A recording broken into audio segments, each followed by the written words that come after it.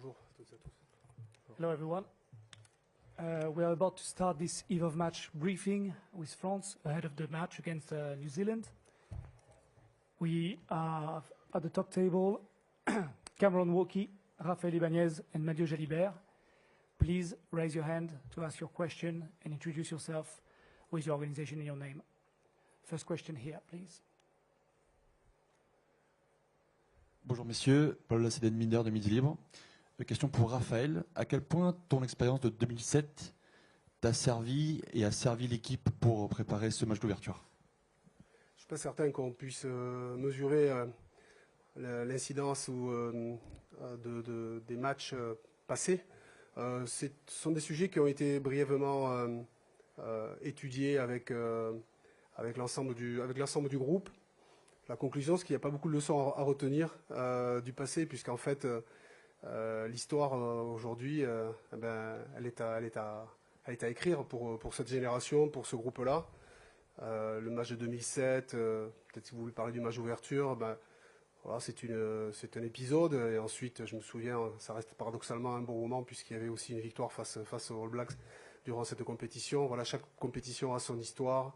On pourrait parler des rencontres de la première, la finale de 87 à Auckland. On pourrait parler de la finale encore en 2011 à Auckland. On pourrait parler d'autres matchs comme ça qui ont jalonné l'histoire de notre sport. Mais en fait, tout ce que nous avons mis sur la table n'aura pas forcément d'incidence sur le match de demain. Ce qui compte, en fait, c'est que nous engageons pleinement dans cette compétition. Je crois, sans trahir de secret, ce que nous voulons, c'est vraiment basculer définitivement dans cette compétition. On va juste à présent demander à nos amis photographes d'arrêter de prendre des photos, s'il vous plaît. We're going to ask photographers to stop their photograph, please. And yes, question. Bonjour, Camille Macali, la chaîne L'équipe. Une question pour Mathieu et Cameron. Hier, le sélectionneur néo-zélandais Ian Foster disait on a envie de réduire le public français au silence. Ils sont prêts pour la bagarre, cette ambiance bouillante. Est-ce que vous aussi vous êtes prêts et est-ce que ça vous donne un surplus de motivation? Bonjour. Oui, bien sûr qu'on est prêt. On s'est préparé pendant quasiment 2 mois pour ce match, pour cet événement. Donc voilà, on se doute aussi que les All Blacks répondront présents demain. Voilà, ça va être un bel événement, une belle affiche. Mais la vérité, elle sera sur le terrain. Donc voilà, on a en tout cas hâte d'y être, très excité parce que on sent l'engouement autour de nous et on sait que demain, ça va être un grand moment pour nous tous. Je vais rebondir sur ce qu'a dit Mathieu. Ça va être un événement extraordinaire pour nous tous, pour joueurs, pour le staff et aussi pour nos supporters. Je sais qu'ils vont faire énormément de bruit et qu'ils vont nous amener à nous surpasser sur le terrain. Donc non, il faut juste profiter de chaque instant, profiter de notre préparation pour bien se préparer à demain. Et je pense que le plus important, c'est notre performance de demain collectif et pas forcément se concentrer sur ce qu'il y a autour.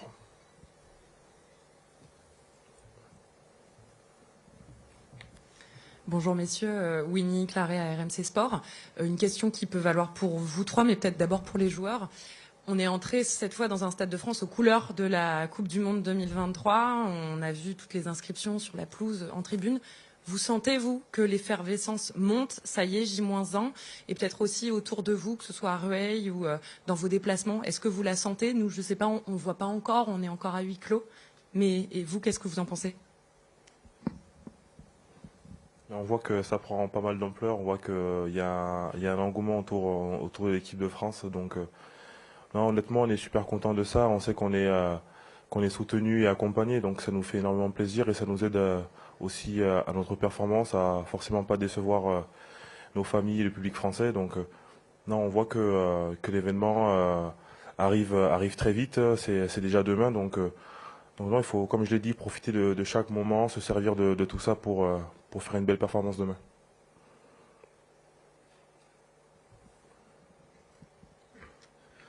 Bonjour Romain Malric pour le Disport. Question pour Mathieu Jalibert. Selon toi Mathieu, est-ce qu'une des clés du match ça peut être aussi l'utilisation du jeu au pied? L'équipe qui gagnera demain sera celle qui utilisera le mieux ce domaine-là? Alors, en tout cas, c'est une arme qui est fatale au niveau international et qu'on utilise beaucoup nous avec ce groupe depuis maintenant pas mal de matchs. Donc voilà, on sait que plus on met de pression sur l'adversaire, plus on les oblige à jouer chez eux, à gérer des situations un peu critiques, un peu sous pression. Ils ont tendance à nous donner des situations et nous donner des éléments pour pouvoir les contrer. Donc oui, bien sûr que demain ça va être un match qui va être aussi très stratégique, parce qu'on sait que les All Blacks, il faut pas leur donner de ballons faciles, car ils sont très forts sur les contre-attaques et ont beaucoup d'individualités capables de faire la différence. Donc bien sûr que le jeu au pied sera une arme décisive dans ce match.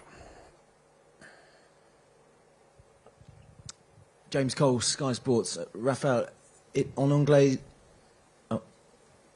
Oh, sorry. Just gone. Where are you? Up here. Ah, okay. Hi. All right. In English, en anglais, s'il vous plaît, if you don't mind. I just wonder your emotions as you finally begin this tournament in front of your home crowds. How are you feeling, and to what extent can the home fans help you guys both tomorrow night and as the tournament progresses? Okay, so I do my best. Thank you. With my poor French accent. Basically, it's obvious. Tomorrow will be a big day for all of us. It's been 4 years now. We expect home crowd supporting us. We can be proud of what we achieved so far, but we know it's a big stage. It's a big step for us against a fabulous New Zealand team.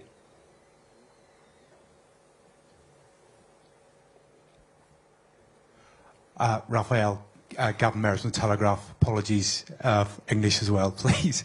I'm sure you don't like singling players out, individuals, but Antoine Dupont sort of rightly seen as the poster boy going into this tournament, and I'm just interested to know how he is coping with, that sort of external pressure, and secondly, how much of an impact do you think he can have to take the sport to new audiences at a time when rugby really needs some good news? What's very impressive with Antoine is the way he obviously delivers on the pitch, but also the sense of maturity he's got every day. He likes being surrounded by his teammates, most of all. And of course, tomorrow will be a special day for him, 50th cap for France. What a great achievement! But for him, it's just something he wants to achieve with the team. He's a really team player, and that's why he's so highly respected by his teammates.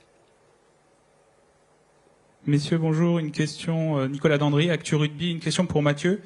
Hier, Boden Barrett, meilleur joueur du monde 2016-2017, a déclaré que vous étiez un joueur de classe mondiale. Déjà, votre réaction, et au-delà de cette question, au-delà de votre réaction, votre analyse sur le fait que les All Blacks utilisent un peu la même stratégie que vous, avec un ouvreur et un arrière qui peut jouer à l'ouverture, voire même peut-être Jordi Barrett qui peut assurer aussi l'engagement du jeu au niveau des trois quarts. Quel est le niveau de dangerosité et votre analyse par rapport à cette stratégie? Merci.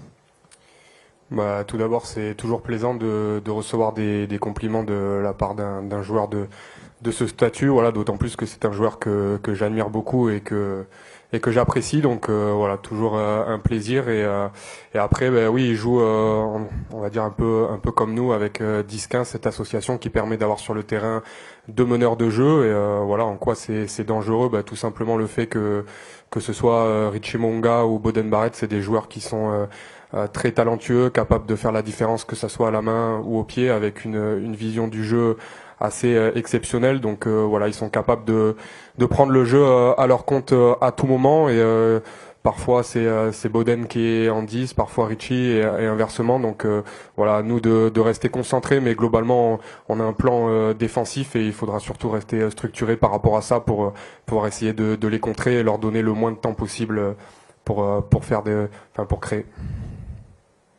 Bonjour à tous les trois, Pierre Aubin pour Canal+, tout en haut, ici, au niveau des caméras. Question pour vous, Mathieu. Est-ce que vous pouvez nous parler de votre entente avec Antoine et à quel point il emmène ce groupe un petit peu, à quel point il le lead en tant que capitaine? Merci. L'entente avec Antoine est top, on s'entend super bien. Voilà, ça fait maintenant ça fait maintenant quelques années qu'on s'entraîne et qu'on joue ensemble. Donc voilà, on a quand même pas mal de repères et d'automatismes. Et personnellement, je prends énormément de plaisir à jouer avec lui parce que c'est un joueur de classe mondiale qu'on n'a pas besoin de présenter, voilà, qui crée beaucoup de dangers autour de lui. Et par rapport à l'équipe, on sent vraiment quand il est là et pas là sur le terrain. Voilà, c'est quelqu'un de très précieux pour nous, que ce soit sur les tâches défensives, mais aussi en attaque. Et voilà, il a une aura et un poids sur cette équipe qui met vraiment tout le monde en confiance quand il est là. Donc voilà, par rapport à notre relation, elle est très bien. On s'entend bien. Et voilà, surtout ce qu'on a hâte, c'est de pouvoir commencer la compétition tous ensemble. On va prendre une dernière question. Au premier rang.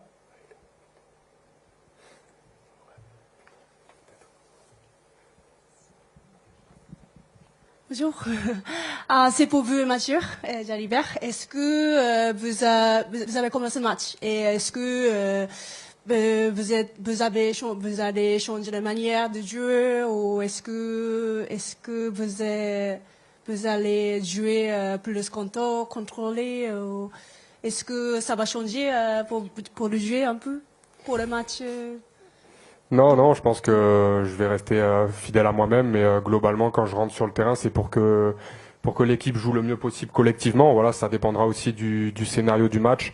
Par rapport contre l'Australie, une première mi-temps un peu plus tendue où il y avait moins d'espace. Donc là, on est resté dans un jeu de gestion, un peu d'occupation, essayer de bien gérer, faire souffler nos gros. Et puis en deuxième mi-temps, quand les espaces sont arrivés, ça a été plus facile pour nous de mettre notre jeu en place. Donc voilà, c'est difficile de répondre à ces questions. Ça sera surtout en fonction de ce que vont nous proposer les Blacks en face. Mais en tout cas, moi, je change pas ma façon d'être et ma façon de jouer. Voilà, je saisirai les opportunités qui se présenteront à moi. Mais en tout cas, pour moi, le plus important, c'est de bien faire jouer l'équipe et de respecter la stratégie qu'on a mis en place toute la semaine. Merci. Merci beaucoup, messieurs. C'est la fin de cette conférence de presse. Merci, au revoir.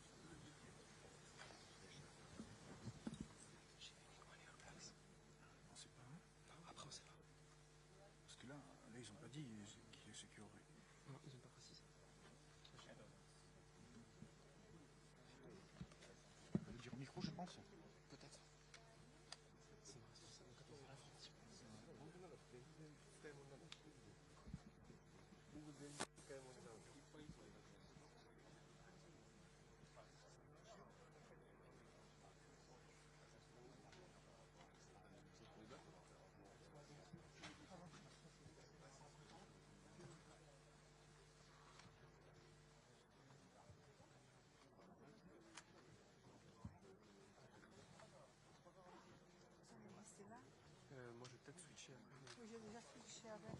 C'était qui était là Nathalie. Nathalie.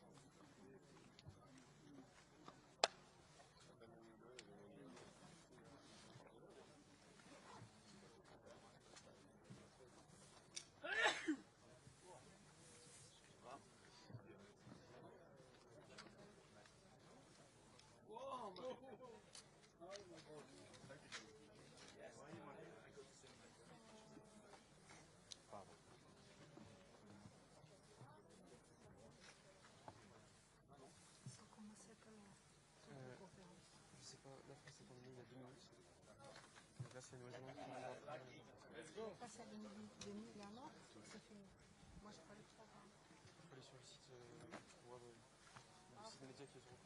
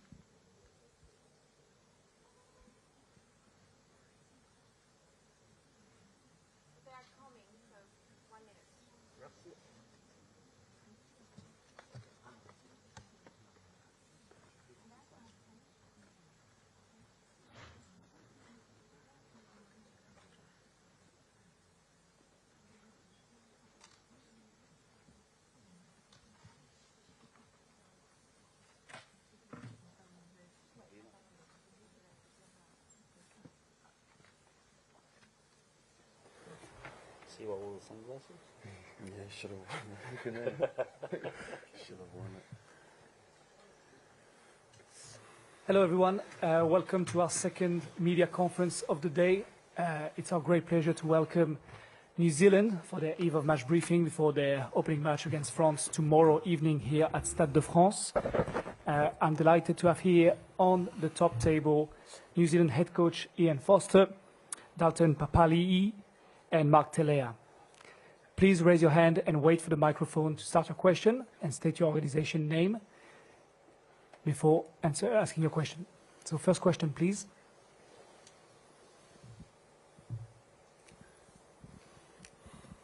Hi, Ian. It's Ollie here. Hey. Hold on a second. Hold on. Yeah, I got you now. Looking very good. Thanks, mate. Fabian looks good in his glasses too, you see. So. You've thrown me off now.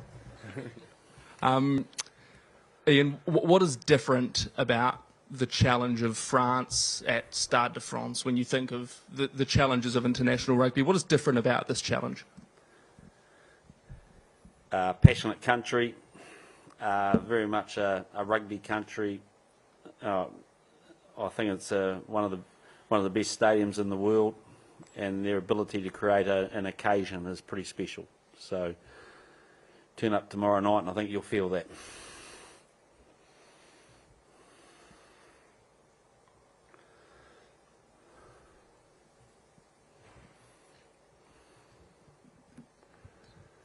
Good day, Ian. Finn Morton from Rugby Pass. One decision selection we didn't speak about yesterday was Finlay Christie on the bench ahead of Cam Roigard. Can you explain that decision, what you expect from Finlay tomorrow? Just based on the work they've done. We're very confident in all three of our nines. Finn's got probably a little bit more experience at this level than what Cam has, but Cam's doing everything right. So.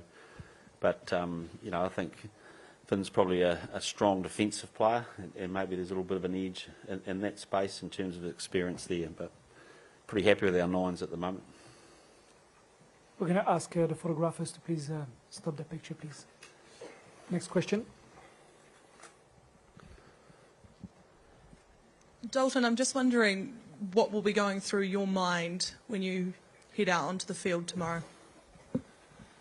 I think there'll be quite a bit of emotion, but the good thing in this environment is that we actually do have a lot of young players who have experience, and talking on my own, I know I have a process where I always fall back on when big games like this. There's always going to be a lot of emotions going out there, but I know once it's time, when the warm up starts to happen and all that, I know I've got a job in front of me, and I put those emotions aside, and I think of being in the moment and just doing what's in front of me. So I'm looking forward to the challenge, and this is why we play rugby, for occasions like this. So yeah.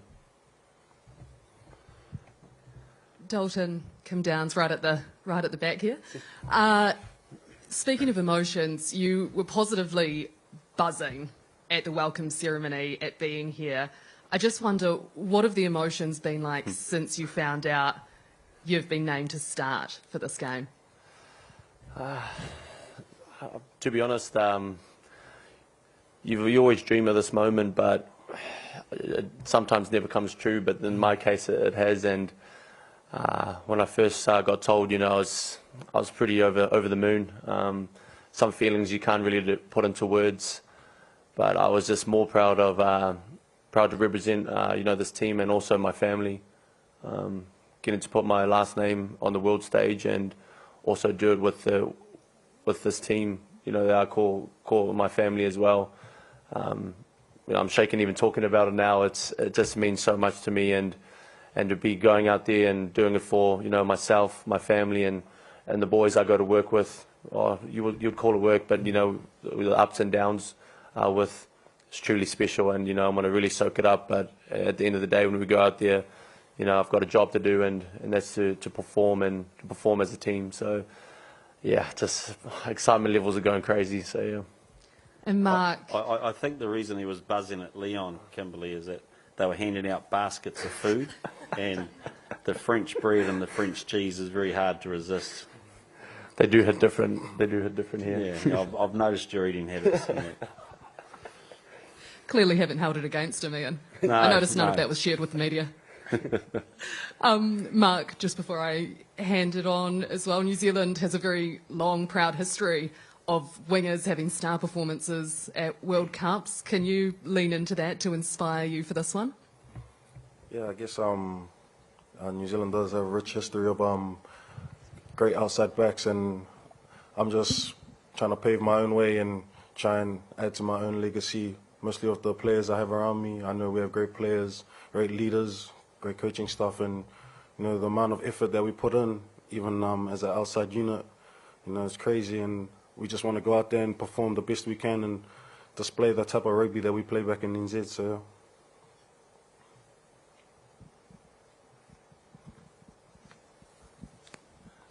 Mark, you're obviously relatively, new to this All Black team still.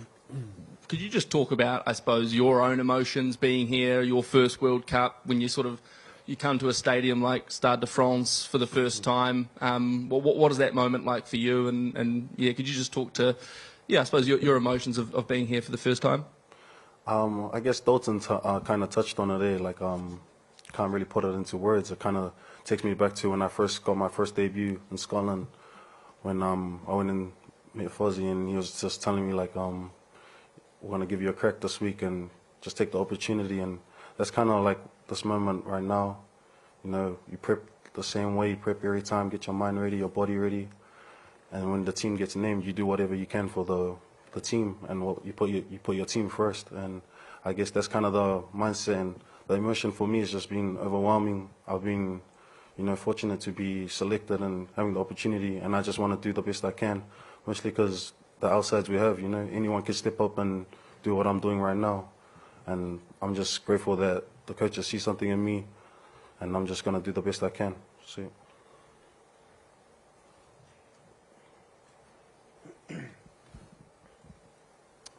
Hello Yann, Romain Baheux for le Parisien aujourd'hui en France. Do you expect French team will do something during the ACA tomorrow?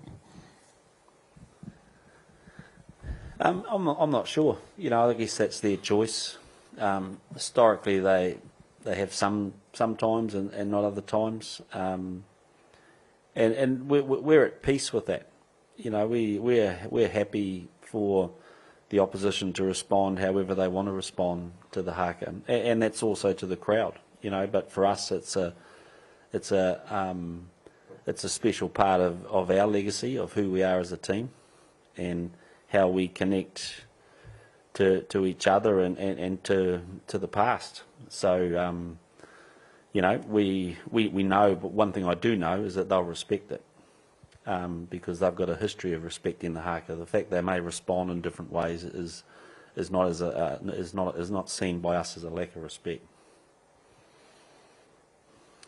Ian, hello at the back. Just in terms of your World Cup campaign, how much importance are you placing on this opening game? We saw 4 years ago South Africa lost the opening game and won the tournament. That was the first time in history that happened. So just how do you expect this opening game to shape your tournament? Yeah, I was often asked after 2019 what we'd do differently, and I said, I'll just throw the first game. It doesn't sound that good though, does it? So, but we beat South Africa, and the way things happened, they ended up with a slightly different path into the final than what we ended up with. So you never know in tournaments, and you never know the path it's going to take. And so for us, we've got one clear goal, which is like everyone, but our clear goal is simple, is that we want to make sure that we qualify and get into a quarter-final situation, because then it's a one-off game. And, everyone's talking about this game. We've also got Namibia and Uruguay, and we've got a very, very strong and enthusiastic Italian team coming. So there's plenty ahead, but this game's special in its own right, I reckon. I think out of my third World Cup, I've never seen a build-up for a game like this one. I've never seen people put so much on it. I think the fact that it's a home nation who have got strong expectations of winning it. Their public have got strong expectations of winning it, and it's against a team that I sense that the public's got a lot of respect for. So it's well scripted, but at the end of the day, it's a game we want to go and commit everything to, and afterwards it doesn't really change whether we win or whether we lose. We've still got to qualify out of this group. Hello, Mr. It's Nicolas Dupin-Bessa from Canal+. Question for Marc. You will face Damien Penaud, who is one of the best French players at the moment. How hard it is to prepare to face a player who is so unpredictable? I guess it's exciting, yeah. I guess that's what you play rugby for. You play to play the best, and like I said, I'm lucky. I prepped well. I do everything I can to get physically ready for it, and I know he'll be doing the same as well. It's exciting, and I know just got to get ready for the show coming tomorrow night. So yeah. Ian James Cole, Sky Sports at the back here. To what extent did that defeat to South Africa hurt the group, and is there a point to prove or wrong to right in this game in particular? Well, I don't think there's a point to prove in relation to that game. It was a game, you know, like the answer to the first question is we're always disappointed. We don't like losing, and and it was particularly the injuries and the cards that caused it to be a very disruptive performance. So how much we take out of that is critical. It hasn't altered our trajectory, we don't believe. I think it was a game stuck in the middle of a break for us. We think we needed it. I've got no regrets about it. But really it doesn't matter. You know, the only thing that matters is what we learnt out of it and applied, and now we're into a tournament. So, but yeah, the second part, do we have a point to prove? Yeah, we always do. You know, I don't think you can ever hide from that. And you know, we're going to be on a very big stage tomorrow night, and we're a very proud team, and we want to play well, and we're determined to. So, and then we'll really assess after that to see where we're at and how we progress in this tournament.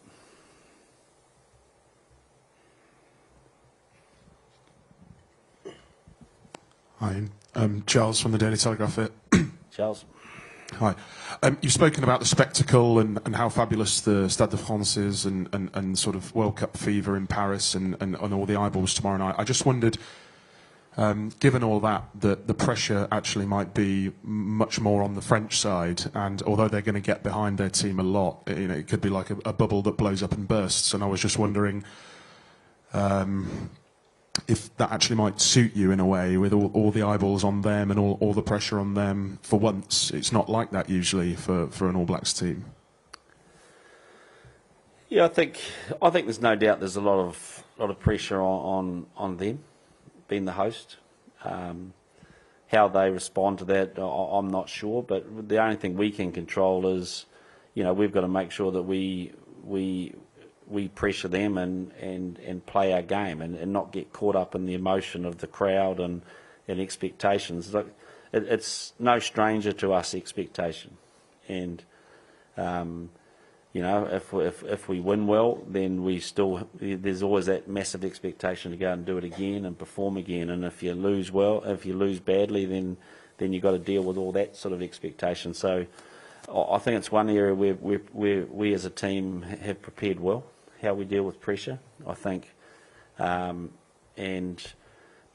this particular group, we've got to grow under a World Cup pressure, and it is different.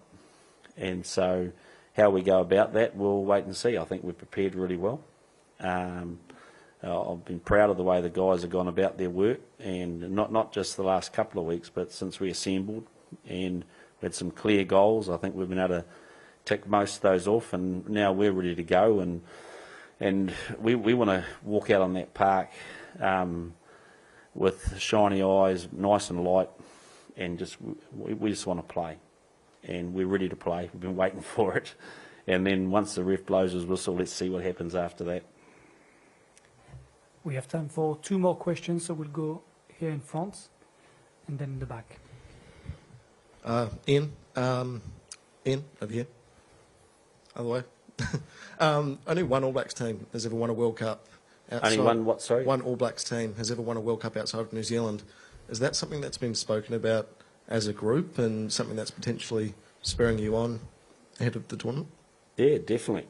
You know, I think I said it in the media recently. You know, like we've won 3 World Cups. We're the most successful alongside South Africa, and yet when you look at how hard it is to win World Cups, well, we've won 1 out of 7, and away from home.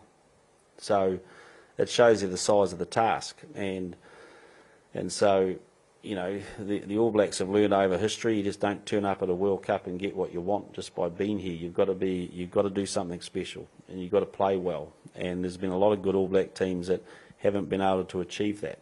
And so we kind of represent them in many ways because we've learnt some lessons out of that. 2015 was a special tournament for that regard, and yet we felt some pain in Japan. So it's not easy winning these tournaments, and this one particularly, I think we're in a strong rugby country with some strong nations at the moment. It's going to be a pretty special tournament, and there's no doubt that each of us as a group, we have to be at the peak of our game. Last question. Fozzie Shanaka from the Papare in Sri Lanka, and just asking about this particular tournament. There's so much competition going into it, and especially on this first game as well. There was always an aspiration for the All Blacks to win every game that they played and to win handsomely. But as a coaching unit, are you a bit more pragmatic as to how you approach this tournament, knowing that perhaps it's going to be a long one after the knockouts?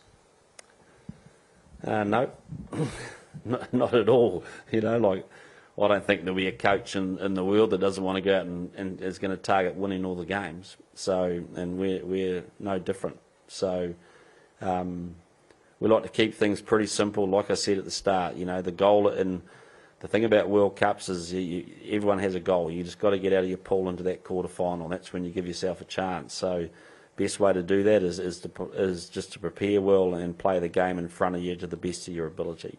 And that's about as simple as we want to be. Thank you very much, gentlemen. C'est la fin de cette conférence. Thank you all. Cheers, thank you. Thank you.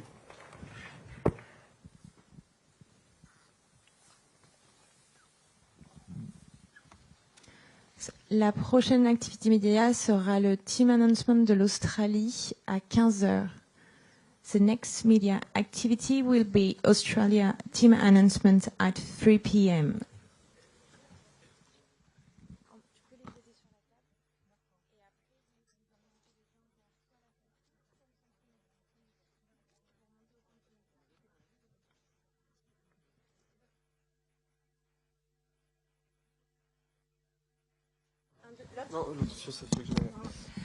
Le centre des médias est ouvert pour vous accueillir, pour travailler si vous le souhaitez au niveau 3, l'accueil média, puis le niveau 4, le centre média.